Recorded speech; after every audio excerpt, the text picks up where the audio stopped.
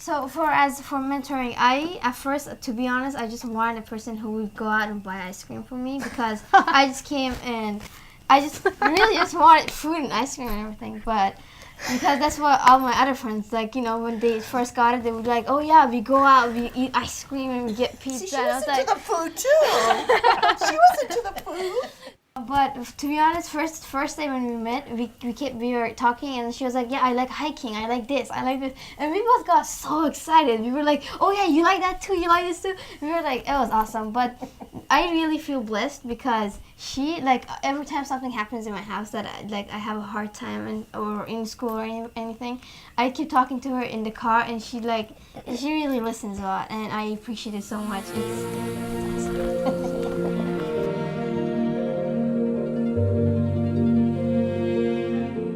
I enjoy when a match really works, when I open my door and a mentor and a mentee see each other, they give each other a big hug, and this happens a lot, and it's just really rewarding to me to see how it's grown, how the relationship has grown into a true friendship.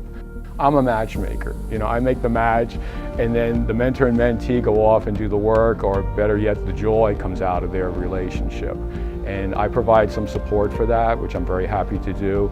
But really, it's that relationship that develops between the mentor and mentee that is the true goal of the program.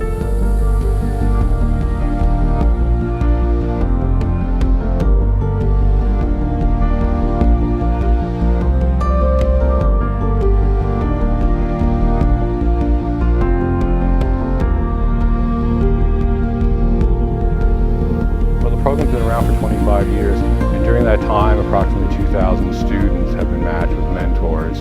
Initially, it was intended for the most at-risk students, and that had mixed success. But around that same time, Portland became a refugee resettlement community, and that's when the program really took off. The program is open to any student at Portland High who would like a mentor. It especially resonates with first and second generation multilingual students, which makes a lot of sense because if I was in another country and they didn't know my way around, I'd certainly want someone native from that country to take me under their wing. I was born in Afghanistan, then we moved to Iran when I was 2. And I lived there for 14 years, then I moved to Slovakia, Europe, for 6 months, and it was a refugee camp. I came here with my mom and my 4 sisters. When we moved here, I didn't know any English. I met Mr. Norback. He helped me. He explained about the mentor program, and I was like, yeah, why not? I need a friend. And then I started having mentors. Yeah, and that helped a lot. Some of these kids speak 3, 4, 5 different languages. But in this country, in order to succeed, they have to be proficient in English. And these kids, you know, I wouldn't say they're at risk, but they're vulnerable in a different way in that if they don't acquire these skills while they're in high school and leave without the necessary scores to be successful in college, they may never realize their dreams. So to have someone who help them on their academic path, on their college process when they're ready for that, on socialization by becoming a true friend and role model, these are all huge things, and I think that the students I work with are all very appreciative of the help that they get. It's been an extraordinary time in human history and human mobility.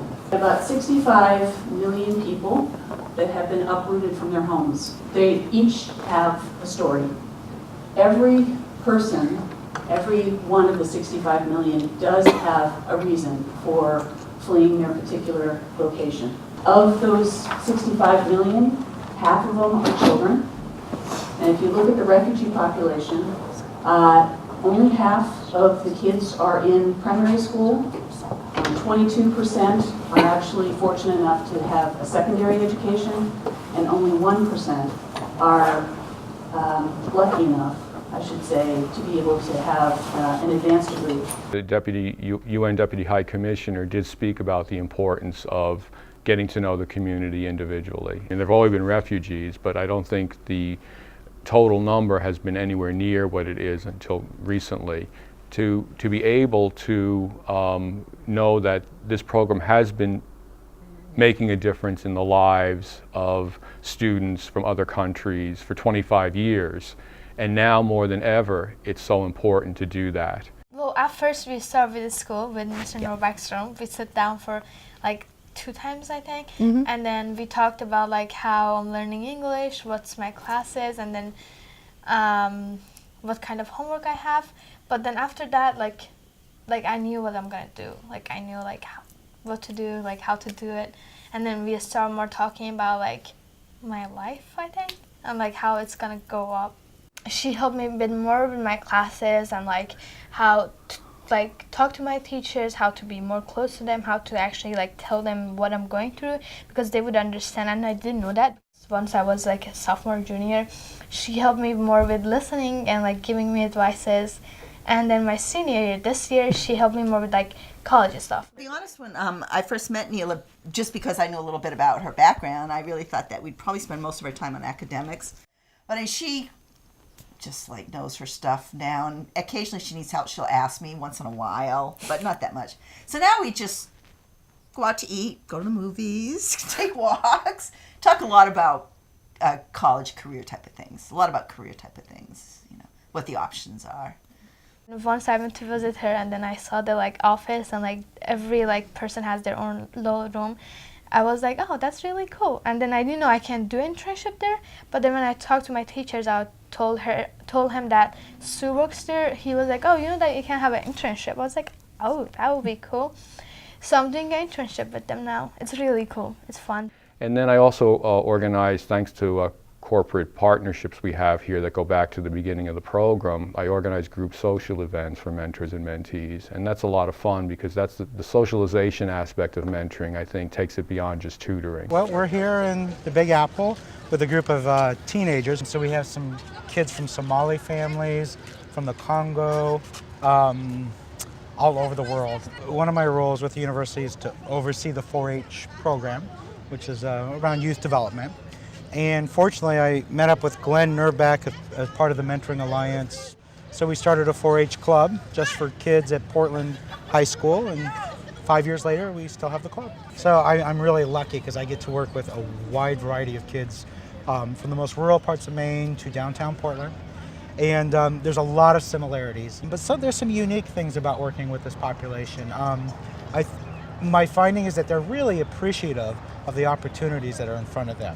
Parents tell me through interpreters, if you can help my kid get to college and succeed, I'll let them do it.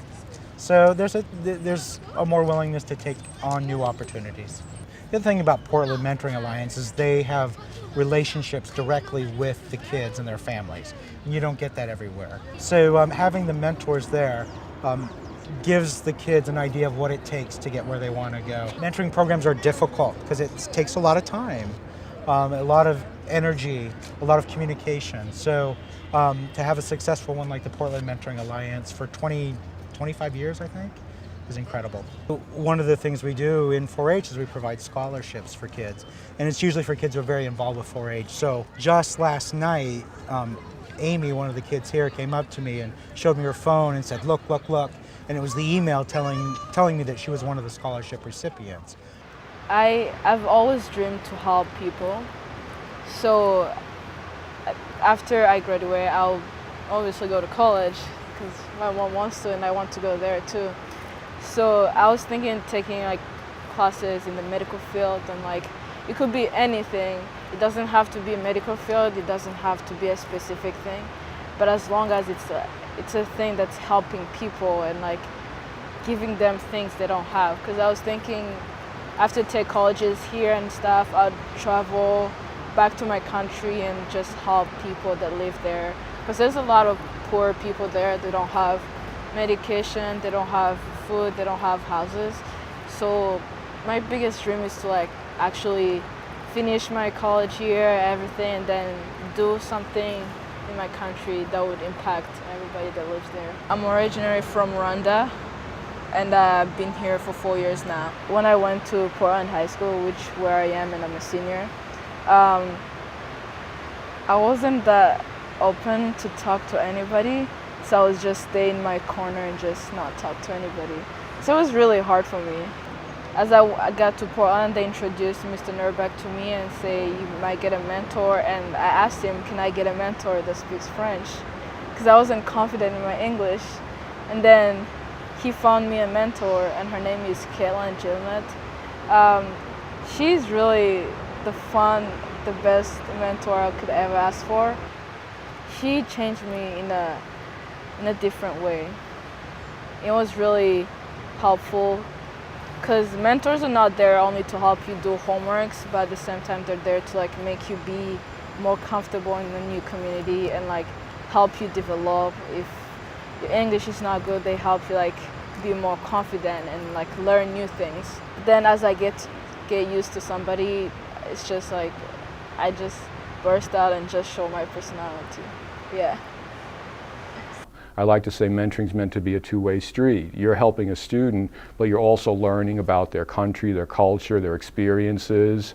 And these kids are like, they open up to you very easily and they share, and sometimes these experiences aren't so good, but once the trust is built as a friend and role model, they open their hearts up to you amazingly, and that I think is a huge benefit. I really wanted to do something probably a little more one-on-one or hands-on, or just really get to know people. I really think I get a lot more out of it than probably Neela does. We have a lot of fun together, but I just get a whole lot out of it as well. For me, it's really fun. A couple of things that I've learned, first off, is people are so much more the same than they are different. Like her mom wants the very same things for her that I want for my daughters, you know, and the only difference is how you get them in the U.S. versus how you would get them in another country, and unfortunately in war-torn countries you can't get them at all, which, you know, gave her mom the courage to come here. But we all want, my perception is her mom and I want exactly the same things. And I have two daughters, so, you know, I just feel like, yeah, we want the same things for our kids. Portland has really welcomed refugees from all over the world, and it's clear that refugees feel welcome here.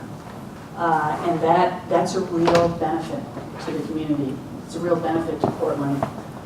It's a real benefit to Maine. It's a real benefit to the United States. It's important for national security of this country. That kind of integration, that kind of commitment makes this a much stronger community and much stronger society. I've had some mentees even say that this feels like family to me, and that really warms my heart. And then when they're at graduation and I see the mentor in the auditorium watching as his or her mentee gets that diploma, knowing that he or she helped his or her mentee get there more quickly than they would have otherwise, perhaps. And to see the friendships that develop that go beyond high school, I realize after a few years that it's the greater value comes from that mentor staying with that mentee through college if possible, and a lot of them do that now. Neela's going to go off to college, and I hope become very involved in her college community. And then hopefully when she comes home at the holidays, we'll be able to connect and have a coffee or come over, so that you can, you know, just kind of set up those touch points. Because as great as Facebook and stuff is, I mean, hopefully we'll still see each other, you know. And Oh, well, we'll. I want to definitely become for my future. I want to be a cardiologist, and I'm, to be honest, really happy that Lucinda's gonna be with me with it all, because we talked about it. We talk about it all the time, and she goes, "You're not gonna get rid of me." I'm like, "You're not gonna get rid of me." Like we're gonna like keep in touch, and like I'm always gonna come over. You're gonna come over for like years and years. But my hope is that I can become a really successful doctor one day, and I can help my family and my mom, and also other people who are having problems. That's my hope. For me, as if you look at it mentor-wise, I want to have Sue with me, like, because we're so close. And also, like, I've been so close to Mahnaz's mentor and Lucinda, so I feel like I want to see them, like, anytime I come home, and, like, as, like, I always been seeing them. But as the otherwise, if you look at it, I want to be a really successful international business lady.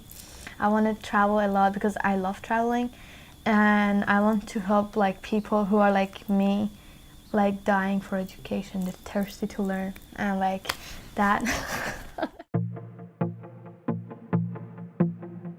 If I could fly, if I could kiss the sky, would you take me for granted? And if I could run faster than speed of light, would you take me for granted? Shake, shake, trembling to my bones.